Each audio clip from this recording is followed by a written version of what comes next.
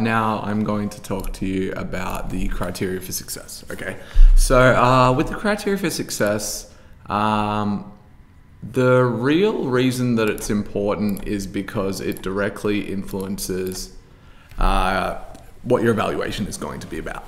So the evaluation section of your portfolio you don't complete until the end, and obviously it's a pretty big deal because you can talk about what went wrong and what went right in the project, and it's a really good way to talk to your markers almost directly about the quality of the final project. But what you need to evaluate in your evaluation is your criteria for success. So if I had to define what criteria for success is, it's kind of like, this is what I have to do for me to think this project is a success. So you can't really do it mark-based. You can't say I want to get an A or something like that. And the reason for that is you won't be able to evaluate your final score in the evaluation section because it won't be handed in yet. So you want to mix between functional and aesthetic criteria. So you want to do some that are about the way that it works and some that are about the way that it looks.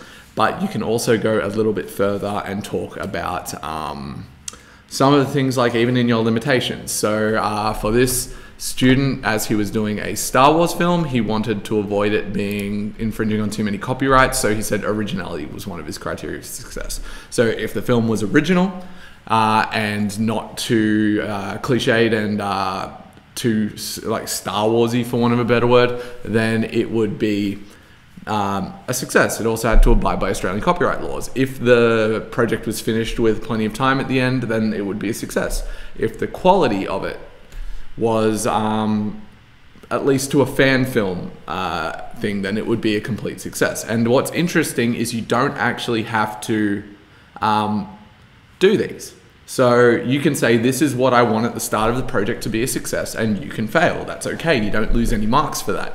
In fact, it's usually better in your evaluation if you don't completely do what you wanted to do in the criteria for success. If you can say, I didn't reach these criteria because of this, that's better than saying, I definitely did it. It's a perfect project. So moving on to this one here, we've got time engagement, informative. So the fact that it had to actually inform people, it was original, and that it would teach her new skills. These things work quite well. So you write how you will measure each criteria. So how are you actually going to tell if it was a success or not? So is it informative?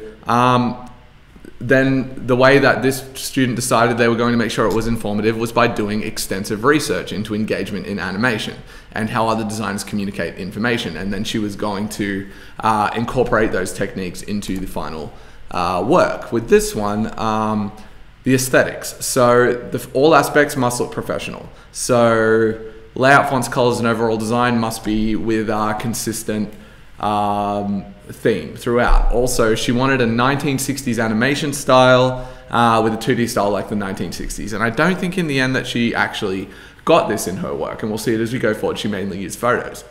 Pardon me. Okay, so sorry. So the other thing we can talk about is skill. I mean, this one doesn't go into it in as much detail, but I'd like a little bit more information than this. But it still says how. Wait, this is limitations. Okay, wait. There we go. I had the wrong section. Interesting. So the heading here is wrong. Don't do that one. Sorry. Like I said before, not all of these portfolios are perfect, but they are all high-grade portfolios from NASA, so it works well. All right. And then finally, but with this one, it still shows how each criteria will be measured. And this one here shows. So it says why it's not an option for falling behind. So then it says that it wants to be done 1 to 2 weeks before it was formally due. That's how he's going to judge whether it's a success or not. Altogether, so how do we do it? We can do it in a table if we want. We don't have to. You do what the actual criteria is, so an overall thing, and then how it's going to be measured and how you'll know if it's a success or not. Thanks very much, guys.